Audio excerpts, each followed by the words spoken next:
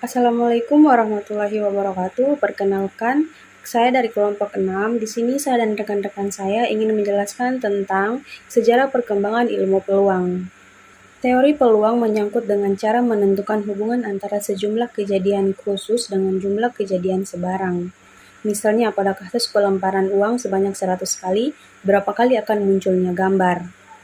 Teori peluang awalnya diinspirasi oleh masalah perjudian. Awalnya dilakukan oleh matematikawan dan fisikawan Italia yang bernama Girolamo Cardano tahun 1501 sampai 1576. Cardano lahir pada tanggal 24 September 1501. Cardano merupakan seorang pejudi pada waktu itu. Walaupun judi berpengaruh buruk terhadap keluarganya, namun judi juga memacu untuk mempelajari peluang. Dalam bukunya yang berjudul Liber de Ludo Alae, Book on Games of Chance, pada tahun 1565, Cardano banyak membahas konsep dasar dari peluang yang berisi tentang masalah perjudian. Sayangnya tidak pernah dipublikasikan sampai tahun 1663. Girolamo merupakan salah seorang dari bapak probability.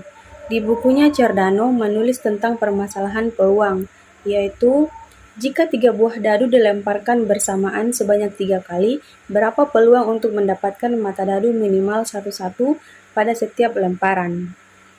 Jika 2 buah dadu dilempar bersamaan sebanyak 3 kali, berapa peluang untuk mendapatkan mata dadu satu-satu paling banyak sedikit 2 kali? Pada tahun 1654, seorang penjudi lainnya yang bernama Chevalier de Mere menemukan sistem perjudian. Ketika Chevalier kalah dalam berjudi, dia meminta temannya Blaise Pascal 1623 sampai 1662 untuk menganalisis sistem perjudiannya. Pascal menemukan bahwa sistem yang dipunyai oleh Chevalier untuk mengakibatkan peluang dia kalah 51%. Pascal kemudian menjadi tertarik dengan peluang, dan mulailah dia mempelajari masalah perjudian. Dia mendiskusikannya dengan matematikawan terkenal yaitu Pierre de Fermat tahun 1601 sampai 1665. Mereka berdiskusi pada tahun 1654 antara bulan Juni dan Oktober melalui 7 buah surat yang ditulis oleh Blaise Pascal dan Pierre de Fermat yang membentuk asal kejadian dari konsep peluang.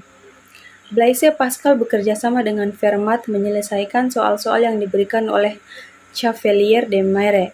Di antaranya, beberapa kali kita harus melemparkan 2 buah dadu sehingga minimal separuh mata dadu yang muncul keduanya angka 6. Dalam permainan dadu dilempar sebanyak 8 kali. Permainan berakhir bila seorang gagal mendapat mata dadu 1 sebanyak 3 kali. Problem de parties atau problem of point. 2 pemain judi P1 dan P2 sepakat untuk bermain fair games, sampai salah satu dari mereka menang dengan nilai tertentu dari N kali permainan.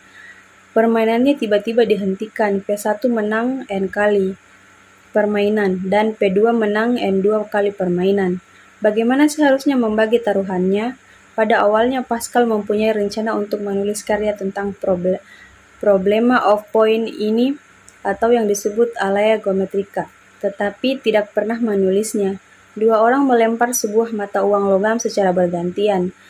Setiap muncul muka orang pertama akan memperoleh 1 poin. Bila yang muncul adalah belakang, maka pemain kedua yang mendapat 1 poin. Jika orang pertama sudah mendapat 100 poin, maka orang tersebut akan mendapat uang sebesar $1.000. Bila permainan pertama mempunyai 100 M poin, dan pemain kedua mempunyai 100 N poin, berapa peluang pemain pertama akan menang? Di awal tahun 1656, Christian Huygens menulis naskah Van Rekening in Spelen van Geluk. Adalah risalah singkat terdiri dari 15 halaman yang kemungkinan didasarkan atas apa yang dilihat Huygens selama dia menetap di Paris pada tahun-tahun sebelumnya, tentang surat menyurat antara Pascal dan Fermat. Pada bentuk akhirnya, tulisan ini memuat 14 masalah Forstellen dengan solusi dan buktinya dan 5 masalah yang harus diselesaikan pembaca. 5 masalah terakhir adalah sebagian dari masalah Fermat dan Pascal. Masalah terakhir dari kelima masalah tersebut pada akhirnya dikenal sebagai Gamber's Ruin. dan bagian-bagian dari surat menyurat Paskal dan Fermat yang diterbitkan pada tahun 1656. Pada tahun 1709, Jacob Bernoulli menulis buku Ars Conjectendi yang terdiri dari 5 bagian, yaitu yang pertama menulis lagi Liber de Lutte Allié, Book on Games of Change, karya Cardano. Yang kedua, permutasi dan kombinasi. Yang ketiga, distribusi binomial dan multinomial. Yang keempat, teori peluang, dan yang kelima adalah law large. Number atau hukum bilangan besar. Jacob Bernoulli adalah orang yang pertama mengenalkan hukum bilangan besar atau LLN. Dia mengerjakan dan mengembangkannya selama lebih dari 20 tahun dan mempublikasikannya pada Ars Conjectendi atau biasa kita kenal The Art of Conjecturing pada tahun 1713. Dia menamakannya dengan teorema keemasan yang kemudian lebih dikenal dengan teorema Bernoulli. S.D. Poisson menamakannya dengan La Loi des Grands Numbers atau the large number. Setelah Bernoulli dan Poisson mempublikasikan LLN, maka matematikawan lainnya yang mengembangkan LLN adalah Chebyshev, Markov, Borel, Catley, dan Kolmogorov. Mereka menghasilkan apa yang kita kenal dengan weak law large number dan strong large number. Law large number atau bisa disingkat dengan LLN atau hukum bilangan besar adalah teorema pada peluang yang menggambarkan stabilitas yang lama dari suatu variabel random. Jika kita diberikan suatu sampel random dari variabel random yang identik dan independen dengan mean dan variannya finite, maka rata-rata sampel akan mendekati rata-rata populasi. Misalnya, ketika kita melempar mata uang logam, maka frekuensi munculnya angka atau gambar akan mendekati 50%. Perbedaan frekuensi munculnya angka atau gambar tidak besar.